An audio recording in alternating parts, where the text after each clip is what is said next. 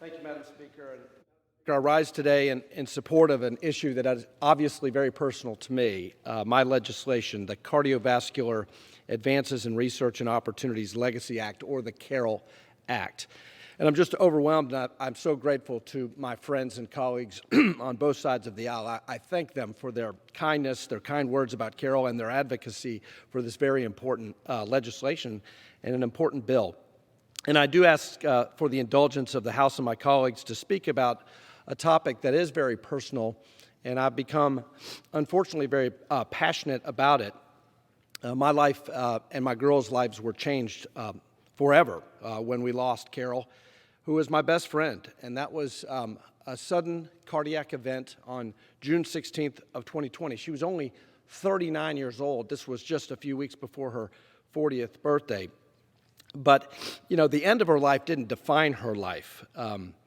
I want people to know, not just when they hear about the CARROLL Act, I want them to know not just about the legislation. I want them to know about Carol, the woman that inspires it, because so much of her life really continues to make a positive impact on all of us. First of all, Carol was obviously a beautiful person, but her beauty was not on the outside as much as it was on the inside, as beautiful as she was as a person.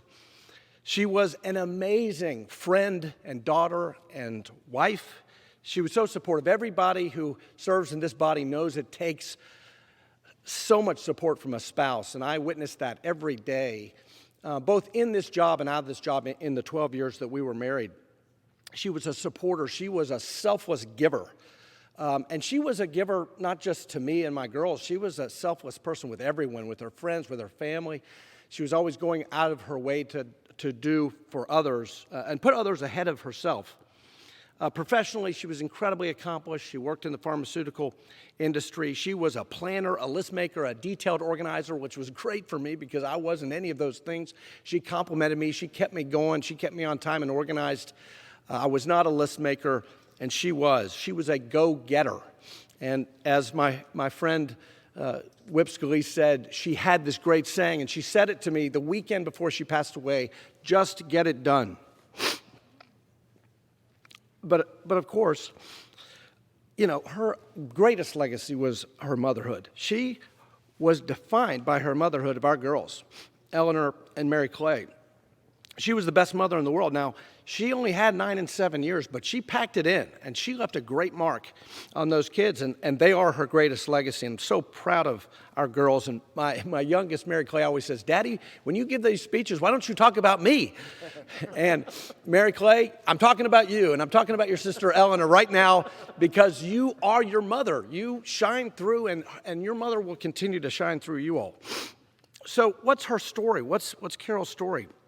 At a young age, in 7th grade, she was diagnosed with an underlying condition called mitral valve prolapse, or floppy valve syndrome. This is a typically benign condition that results in sudden cardiac death in only 0.2% of the cases. The odds were decidedly in her favor, and she knew that, and she talked about that, and her physicians talked about that. They said it was no big deal. She said it was no big deal. I said it was no big deal because everybody thought it was no big deal. We just had to monitor it, and we did. And Carol, sadly, was one of those unlucky people in that 0.2% category.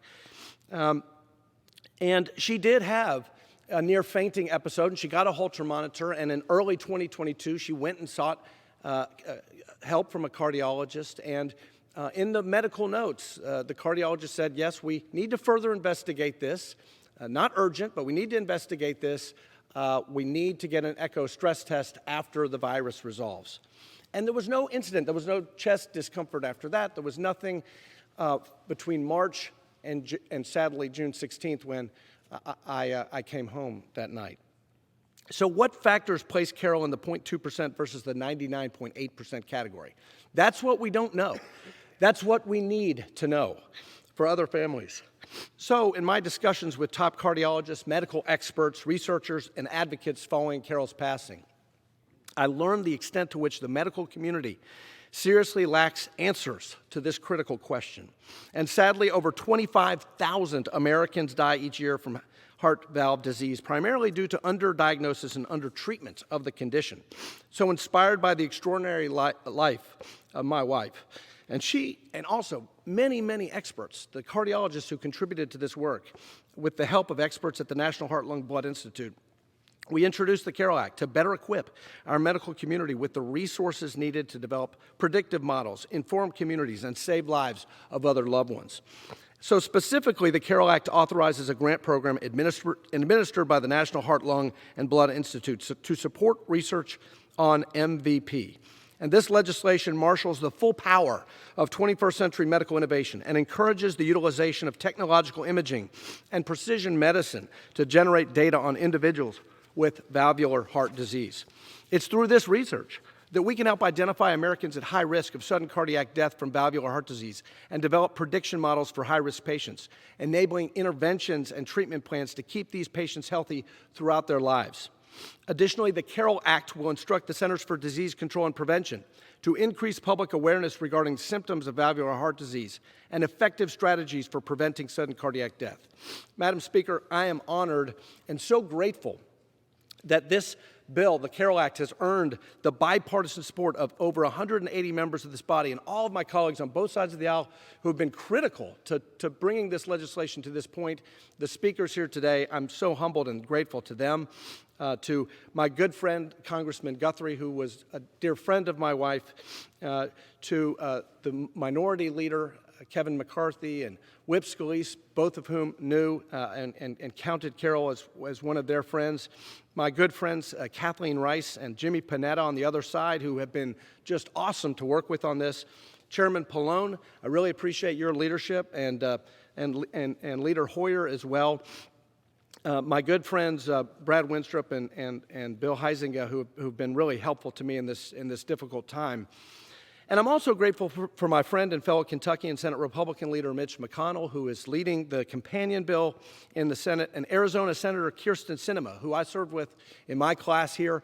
Sadly, Kyrsten lost a sister to a similar condition, and they are leading the companion legislation in the Senate. And finally, I want to acknowledge and thank the over 20 medical groups who supported our bill, including the American Heart Association, the American College of Cardiologists, and Women Heart Health, and the scores of doctors that we consulted who really were instrumental in helping us. And I'll just say a few. Dr. Mary Shepard, Dr. Alan Doherty, and Dr. Nazar Faluji in the district that I represent at the University of Kentucky. Also, Dr. Gary Gibbons and his team at the National Heart, Lung, Blood Institute. Dr. Francesca Delling at the University of California, San Francisco, and Dr. Banau at Northwestern. They were all instrumental in crafting this legislation. So, Madam Speaker, in conclusion, Carol Barr's greatest legacy will always be our two daughters, and she wouldn't have wanted this. She doesn't want this as her legacy. She wanted to raise our kids. But I will tell you this, that even though the doctors said that her heart gave out, because of her life and her legacy and this bill, she is going to be remembered as having the most powerful heart of all, of anyone we've ever met.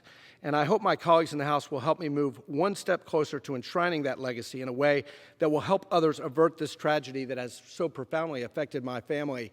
And honey, we are getting it done. I yield back. The gentleman from Kentucky reserves.